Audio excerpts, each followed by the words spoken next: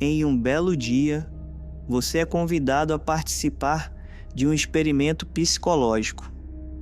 Você entra numa sala branca, silenciosa, confortável. A temperatura é perfeita. A cadeira é perfeita. Não há dor, não há perigo, não há cobrança. Você recebe uma instrução simples. Fique aqui por 6 horas. Você não precisa fazer nada. Não há celular, não há livros, não há música, não há tarefas. Nada te ameaça, nada te exige. Nos primeiros minutos o corpo relaxa. Depois de 1 hora você começa a se mexer. Depois de 2, a mente começa a criar ruído. Depois de 3, surge irritação. Depois de 4, angústia. Depois de 5, uma vontade quase desesperada de ir embora. E então vem a pergunta central do experimento. Se o conforto absoluto é tão desejado, por que o cérebro começa a entrar em colapso quando não existe desafio algum? Esse experimento revela algo que quase ninguém tem coragem de admitir. O problema nunca foi o esforço. O problema é a ausência dele. O tédio não surge porque sua vida é difícil demais. Ele surge quando sua vida se torna pequena demais para aquilo que você poderia ser. A sociedade te ensinou que o objetivo final é chegar a um lugar confortável, estável, previsível, mas ninguém te avisou. O que acontece depois que você chega lá e percebe que não há mais nada para conquistar dentro de você. Talvez você não tenha uma vida perfeita. A maioria das pessoas não tem. Mas muitas estão presas em algo ainda mais perigoso: o comodismo. Uma rotina que funciona, um salário que sustenta, distrações que ocupam o tempo, pequenas doses de prazer que anestesiam o incômodo. Você acorda, cumpre obrigações, resolve tudo e vai dormir com a sensação de que nada realmente aconteceu. Não é tristeza, não é depressão, é estagnação. É a mente percebendo que você parou de avançar.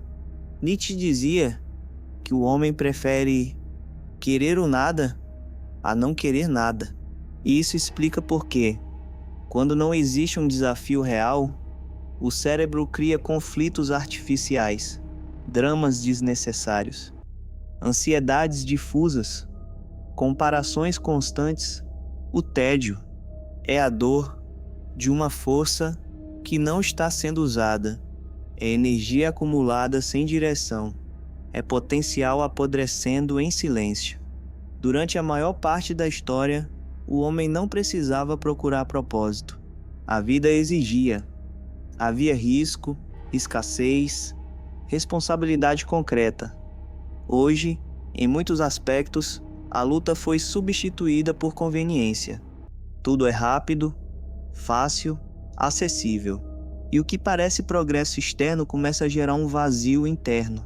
Viktor Frankl, que sobreviveu aos campos de concentração, escreveu algo perturbadoramente atual.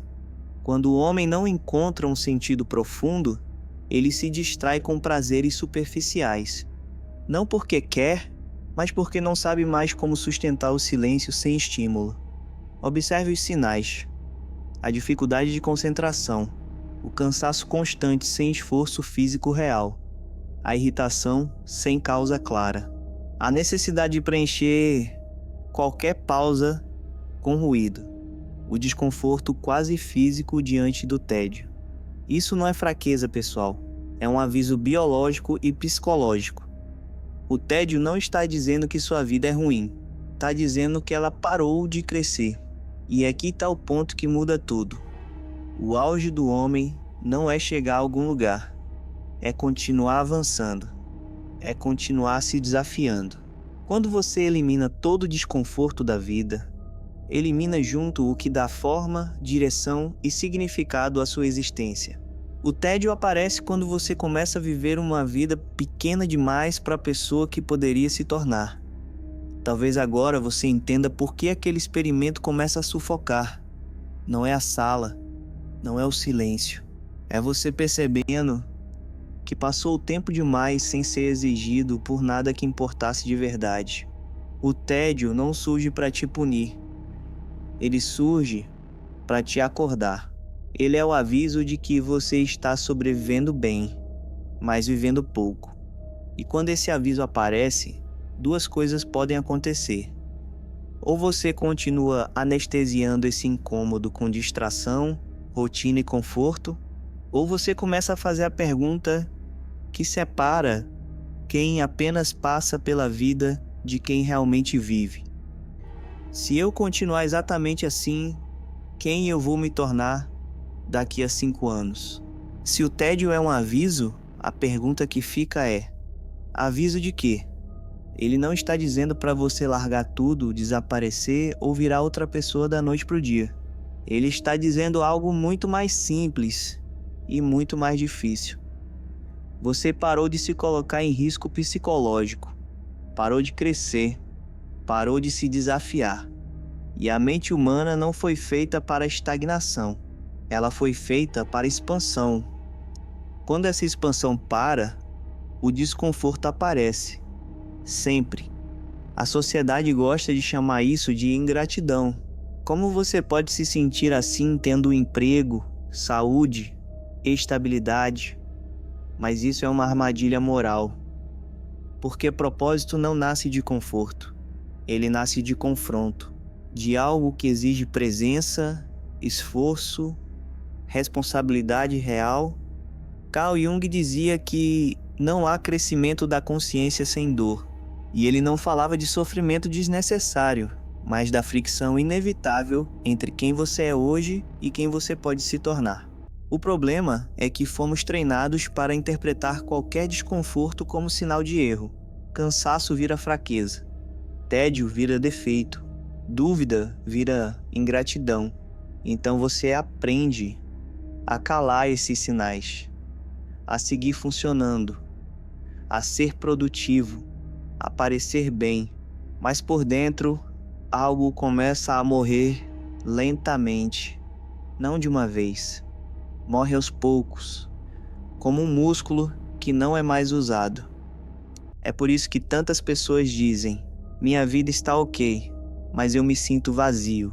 Porque o vazio não é ausência de coisas, é ausência de desafio significativo. É viver dias que não pedem nada de você além do mínimo. E o cérebro percebe isso muito antes de você conseguir colocar em palavras. Ele começa a criar ansiedade, irritação, comparação, inquietação. Não para te sabotar, mas para tentar te empurrar de volta ao movimento. Aqui entra uma distinção essencial. Desafio não é sofrimento gratuito. Desafio é aquilo que exige crescimento. Pode ser aprender algo difícil, construir algo do zero, assumir uma responsabilidade que assusta, dizer não onde sempre disse sim, enfrentar conversas que você evita há anos. O tédio não pede caos, ele pede expansão.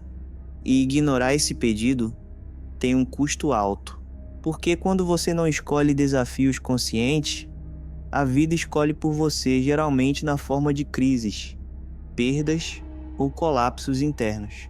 Soren Kierkegaard escreveu que o maior perigo não é o desespero, mas uma vida sem riscos.